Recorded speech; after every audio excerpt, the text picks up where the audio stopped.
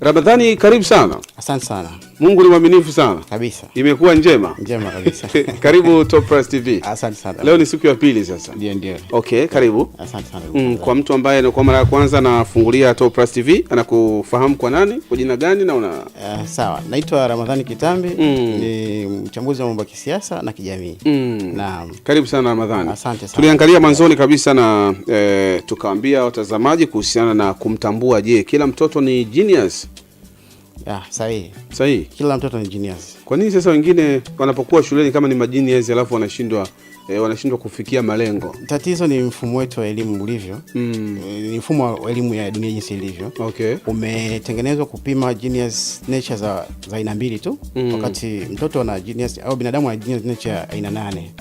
Genius nature aina 8. Ipi na ipi hiyo? Yeah, of course kwa haraka japo ni muda hautoshi kuchambua vyote 1 mpaka 8, lakini tuna genius nature ambayo inapimwa na mfumo wa elimu ni nature ya tunaita logical mathematical intelligence. Hii inapimwa kwa mfumo wa elimu ya kawaida ambao tuko nayo kwa sasa duniani. Lakini pia tuna genius nature ya language intelligence. Hii tunaita watu ni word smart. Hawa watu wanapimwa pia katika mfumo wa elimu ya kawaida. Lakini pia tuna watu ambao ni spatial intelligence. Kuna nature inaitwa spatial intelligence. Hii intelligence ambayo inapima watu ambao wanaelewa matukio kwa picha lakini pia kwa vitendo zaidi, ambao darasani sasa hii nature haipimwi, lakini kwenye uhalisia wa maisha watu wanaishi na kufikia kile cha mafanikio yao kupitia hizi nature ambazo iko hiyo spatial nature of intelligence. Lakini pia tuna body kinesthetic intelligence. Hii ni kwa mfano tuna madancers, tuna muziki, hawa kwa darasani hatuwapimi, lakini akija katika maisha ya dunia ya kawaida wanapimika kwenye ufanisi wao kufanya mambo. Lakini pia wana michezo wapo kwenye hii kind of nature ambao darasani pia haipo kwenye kupimika, lakini kwenye uhalisia wa maisha wapo wanafanya vizuri zaidi na wanafanikiwa katika maisha kupitia hizo nature ambayo tuna study. Lakini watu wa mazingira au tunaita naturalist intelligence. Hao watu darasani, mfumo wa darasani hauwapimi, lakini mfumo wa maisha ya kawaida duniani upo wanaweza wanafanya vizuri na wanafanya maisha yao vizuri sana kupitia hizo nature ambazo wanaishi nazo. Okay. Ndio.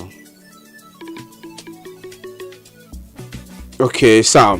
Sasa kuna kitu ambacho natamani pia kukifahamu. Pengine sasa kwa baada ya form 4 ni nani ambaye sasa anaweza kumsaidia huyu mwanafunzi ili kukaa kwenye kile ambacho tunakizungumza muda huu?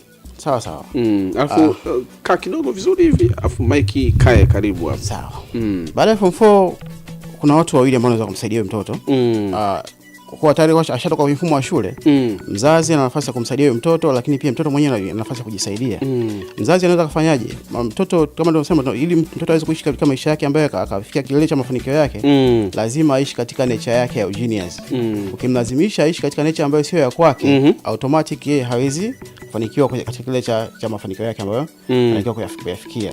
Lakini pia mtoto mwenyewe katika maisha yake alikuwa akiishi akiwa shule, lakini pia katika maisha ya kila siku anayoishi, kipi anatambua kikifanya yeye anakifanya kwa ufanisi, kwa uwezo mkubwa, anakifahamu, lakini pia hatumii nguvu sana kukifanya na akafanikiwa nacho. Hapo ana nafasi ya kuchagua kipi aweke nguvu katika kuhakikisha kinampatia mafanikio. Ndio hichi ambacho kijana anapomaliza form 4 aanze na hatua hivi. Aanze aangalie sasa mimi kipi nilikuwa nakiweza zaidi, au kipi nakiweza zaidi nikifanya na kifurahia, lakini pia na uwezo nacho, lakini pia kinaweza kunilipa. Sababu furaha ipo katika vitu vitatu katika genius wa binadamu. Uwezo, lakini pia kukipenda kitu, lakini pia kukulipa. Naweza nikawa nafanya kitu mimi na uwezo nacho nakipenda, lakini hakinilipi.